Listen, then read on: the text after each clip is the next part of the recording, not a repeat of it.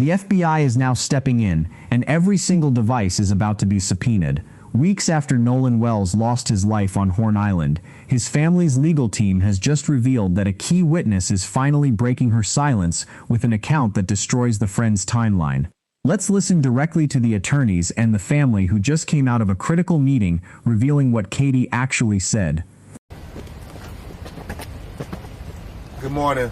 I'm attorney Ben Crump, along with attorney Lisa Park, attorney Eric Hertz, Justin Preston, and Cliff Jones. We have the honor of representing the family of Nolan Wells.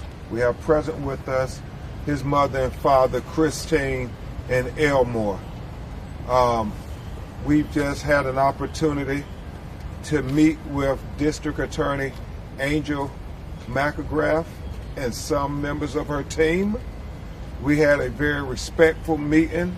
The thing I assume some of you may know, the thing to announce, she shared with the family that there will be a grand jury that she will turn this case over to once they have collected all the information and finished their investigation. We also agreed that we will have a mutual inspection of the cell phone with our experts and their experts. Attorney Eric Hertz is helping lead the investigation team with former law enforcement experts who are going to help us with the cell phone download. So everybody will be able to see at the same time what the cell phone has. We also talked about trying to make sure we dot every I and cross every T.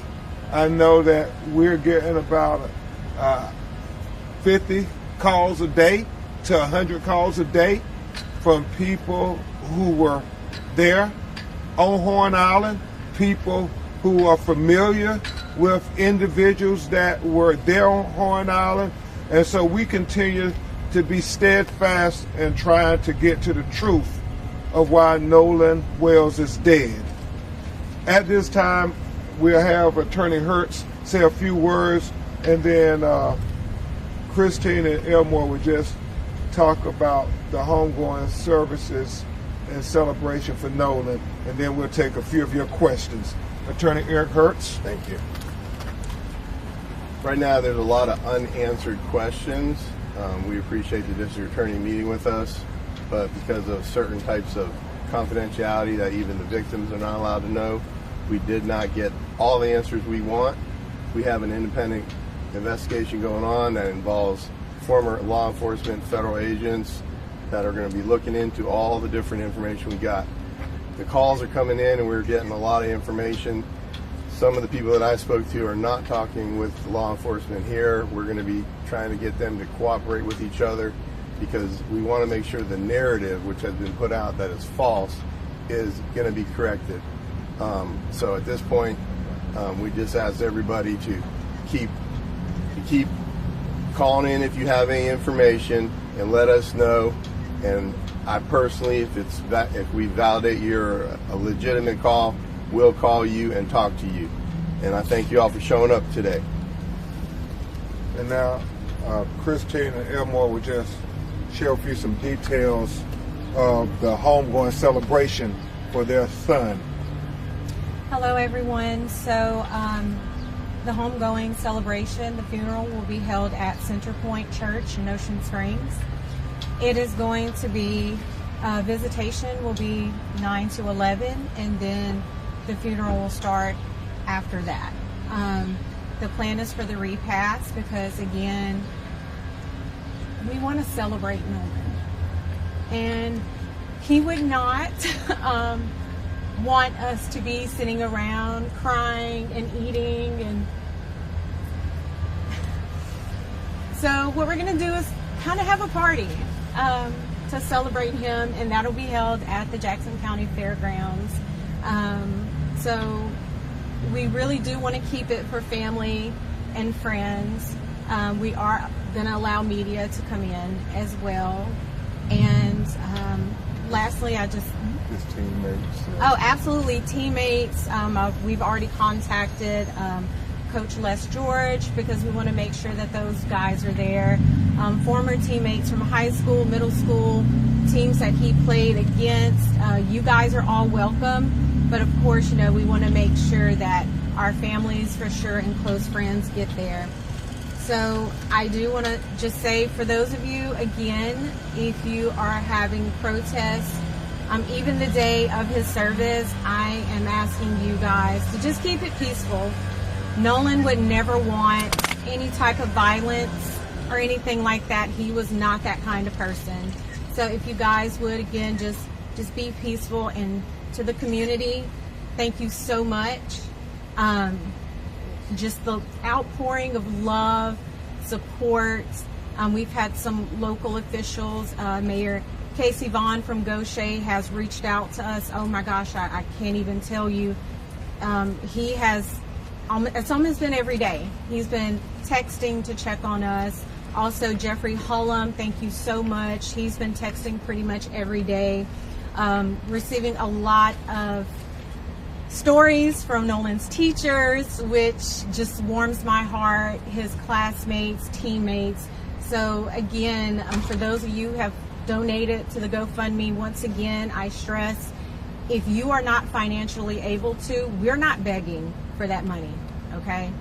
If you're not financially able to, we understand. We thank you for whatever you can give, but if you cannot, if you would, just keep us in your prayers. And to his friends, stay strong, and please just take care of your mental health, because I know this is a lot. It's a lot for us, and I know you guys are feeling some of that too. So thank you all.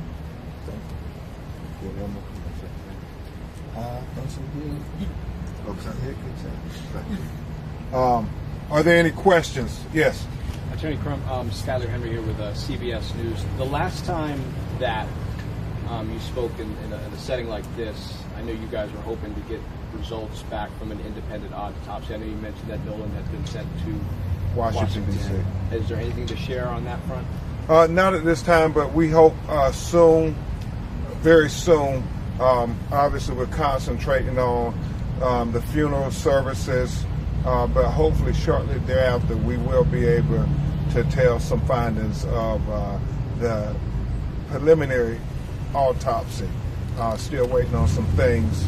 And I also, while we're talking about funeral services, want to thank Mr. Tyler Perry for paying for the funeral. Absolutely. As well as Colin Kaepernick for helping to shoulder the expense of the independent autopsy. And I thank Reverend Al for agreeing to officiate the funeral services. Yes, sir. Aaron Gilchrist with NBC News. Mr. and Mrs. Wansley, you said from the very beginning that for you, this was really about getting some answers about what happened to your son. Do you feel like after your meeting today, you have any more clarity on what happened? Well, it was just a meeting where she talked about the process. She didn't tell us any information about the investigation too much, because those things are, as she said, her role and what she has to do. But they still have questions, and that's not insignificant to this meeting. It's just in general. Every morning they wake up and there's a hole in their heart, and they are trying to say, what happened to my son? Obviously, they feel strongly that he would not have just stayed behind. He wouldn't have left his cell phone. And so we're trying to get to those answers. Attorney Crump, Brian Rose, GC Wire. There's been a lot of misinformation that's been spread online, especially the pool picture that was shared by you, and you had said that... Well, I didn't share it, I reposted it. We're reposting everything. Let's make it clear. We're reposting everything because we're trying to get people to come in and call. And so we've said from the beginning, we're in a ferocious search for the truth. And so things out there, we are trying to post, ask people, do you know something about this? Let us know. Just because we repost does not mean that we authenticate anything. Look at our social media. We have always been very careful to say this is a repost, and we almost always give a declaration that that's what it is, a repost. And so we want people to continue to call about everything, videos, whatever interactions they saw. And thank God, we are getting dozens of people calling every day saying, I was on Horn Island. This is what I saw. I know these individuals. This is what we know. They said, we understand the sheriff's investigation has hundreds of people calling too. And so the hope is that when this is presented to the grand jury, all relevant witnesses and evidence will be presented to them so that we can have a fair and impartial investigation into the death of Nolan Wells. We were very honest and candid with the district attorney, and she was honest and candid with us. Our lived experiences tell us that we must question everything, everybody's role, law enforcement role. That is the lived experience of us as black people in America. And we would be not honoring the ancestors' sacrifices for us if we did not be honest every chance we got when we talk to power. Yes, sir. You mentioned the false narrative out there. Well, I've seen quite a few of those, so I was wondering if you could tell us which false narrative you're talking about so we can let people know Yes, it's not true. Was there a particular false narrative you were There's a referring lot to? of narratives out there right now, and There's a lot of narratives we're going to try to investigate all of them. there's a lot of narratives out there right now. I'm not going to comment on any particular one, but whenever a case this big gets in the news, people try for whatever motivations, law enforcement or whoever, people that call in, try to set up a narrative so that people will follow the narrative. Our job is to cut through all the noise and find the truth. And the truth needs to be found by unbiased investigation as well as unbiased lawyers and all the people that are out here, all you investigatory journalists and everyone else. We just ask that you keep an open mind until we get to the truth. And one of the things I will say, we are trying desperately to figure it out. And we don't profess to have all the answers, but boy, we're trying. And so when people call and tell us this is this person, and then we get somebody saying that, no, this isn't that person, we're trying to balance it all. So we want to even be more careful ourselves to make certain that we're trying to get people to come forward. And there are a lot of people who have different perspectives. We're getting that just from the phone calls, that people who were there at the same time are saying different things. But we're going to get there. We're going to get to the truth. So first, I yes. just want to say my deepest condolences to you, Christine, and Elmore. My heart hurts. I'm bringing you to WLOA Spirit Home. But I want to go on and ask you, Attorney Ben Crump, you say that you were talking about the process and there with the DA. Were any affidavits or possible prosecutions or criminal actions presented to her to be signed eventually, or do we know it right now? And as she said, her role is confidential at this point, but so she can maintain her prosecutorial independence. Obviously, I stressed to her very strenuously to say, we want you to zealously, you and the Sheriff's Department, to zealously investigate this matter, and Christine and Elmore share their life experiences too. We know through our lived experiences, our life experiences, and she said that's not how our office operates, but we know in America, in the South, certain people are investigated differently. And we shared that with her. We didn't, ask that she understand our perspective, but we said we should mutually try to understand each other's perspectives, where we're coming from. And we agreed that we would try to do that. Where are we at in the investigation, the autopsy? We were supposed to get it back Friday. Well, no, we like we said, we're waiting, let the doctors do what they do. They ain't got their autopsy back neither. So we're trying to get it right. And then when we get it, we're going to share it. Yes, ma'am. On Friday in the press conference, you said that you hear on the video Nolan saying, "Give Yes. me my freaking phone. What are you freaking doing?" That's what a witness told us, and that's what we reported out. Then another witness had come forward and said, no, that was his voice. We have other witnesses who said there were other altercations. So, as Mr. Hurt said, we're trying to go through it all and so forth. And we'll be even more careful to say this is what a witness told us in the future. And so your team hasn't been able to look fully into that to confirm whether it was or was not Nolan that said Now, that? we have audio people doing it, but we know certain people said it was him, and then certain people said it was not him. Are you worried about the death threats and the Well, violent kind of atmosphere on social media and how these fake videos and photos could play into oh that? my God, I saw a Even fake with video. Nolan's friends getting death threats? We don't want anybody's life to be in harm's way just because we're trying to get to the truth of what happened to Christine and Elmore's son. We saw fake videos about AI-generated videos of Christine, and it's just god-awful as they're grieving and trying to fight for the truth that they are also having to deal with these fake videos attacking them as they are just trying to literally bury their son next week.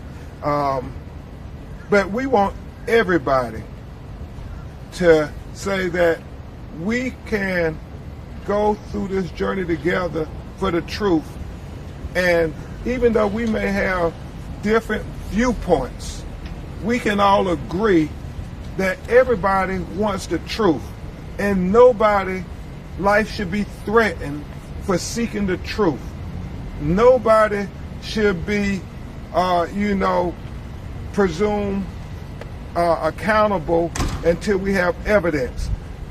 His mother and father only want, and Christine has said it multiple times, she only wants what you would want. If this was your son, if this was your daughter, wouldn't you want desperately to get to the truth? Wouldn't you want people who were closest in proximity to what happened to be investigated and thoroughly investigated?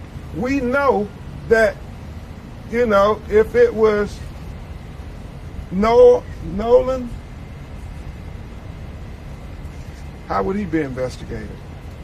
So, one last question. Really quickly, just curious about the dynamic that you guys have had, Christine and Elmore, with law enforcement up until this point. Have you all been able to speak with the sheriff, any of the lead investigators, since what happened last week? So that was actually clarified in today's meeting. The DA's office wanted to take over that communications because they do have a victim advocate, which I appreciate, but of course that wasn't what she, took responsibility and accountability for. But we were not communicated with that information. So for us, like I said before, the last time we actually spoke to someone with the Sheriff's Department was last Tuesday. That was via text message that I initiated, just asking for an update. So that's the biggest thing is, I appreciate that she took accountability for saying, hey, that was actually our doing. But, we have a setup now, and so the hope is that we'll have that open lines of communication. So you feel like this was useful And today? Attorney Hertz has a comment on that there. Let me just say that under the law in Mississippi, a victim is entitled within, I think it's 72 hours to get an incident report and to have certain information shared. It's been more than 72 hours, and that's part of the meeting here today to start getting the incident report and all that information that we came here to collect, as well as listen to the district attorney and what she had to say. Did you get that report?